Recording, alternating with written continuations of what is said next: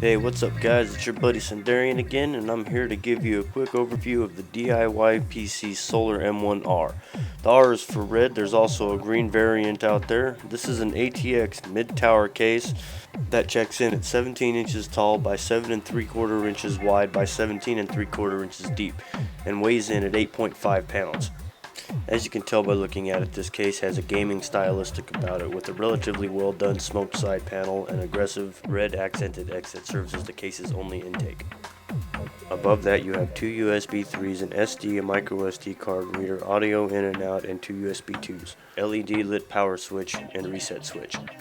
Above that we have two quote filtered 5 1/4 inch drive bays, a 3.5 inch drive bay, and the also questionably filtered intake I talked about earlier. Turning the case to the side, we get a better look at the smoked plexiglass side panel, and keeping both side panels attached are 4 plastic non-captive thumb screws.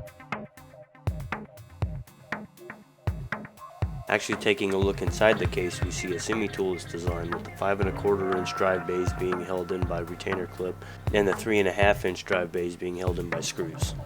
Which I guess brings me to my first complaint about this case, the front I/O wires. They're non-sheathed and completely naked, they look horrible, and they're not long enough to route properly. So inevitably they're going to be hanging over something or be exposed. There's just no way to get enough slack in the wires without covering the 5 1/4 inch drive bays to be able to route the wires all the way cleanly through the back. So yeah, that's one of those relatively inexpensive little touches that make a big difference. Here we have 3 of our 4 3.5 inch screw mounted drive bays, and 2 of what look to be 3 but are only actually 2 5 1/4 inch drive bays. And as you can see here, everything is locked into place with rivets. There's absolutely no modularity to this case. So let's take a minute to talk about these filters. These are about 3mm thick particulate filters that are basically pieces of filter material that were cut out to fit the 5 1/4 inch drive bays and the meshed red and black X that are all individually held down by fold down metal tabs. Now I can tell you that the way they went about implementing the filters in this case and having to remove them each individually to be able to clean them is going to severely dissuade people from doing the task.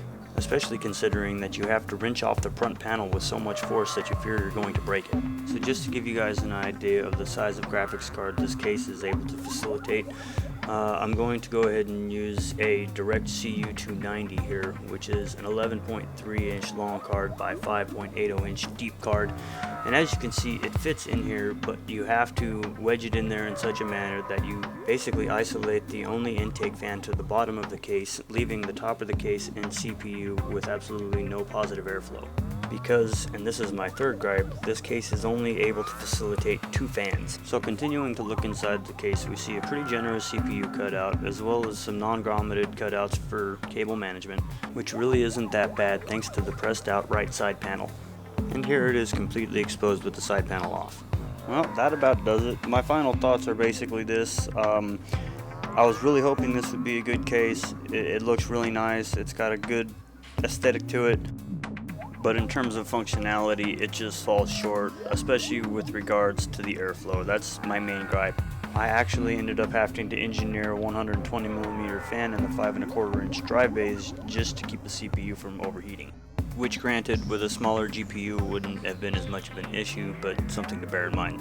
So there you go guys, I hope that was informative and I hope it helped you out. I hope it helped you guys avoid making a pretty poor choice with regards to budget cases, because there are much better ones out there. So have a good one guys, and we'll catch you next time.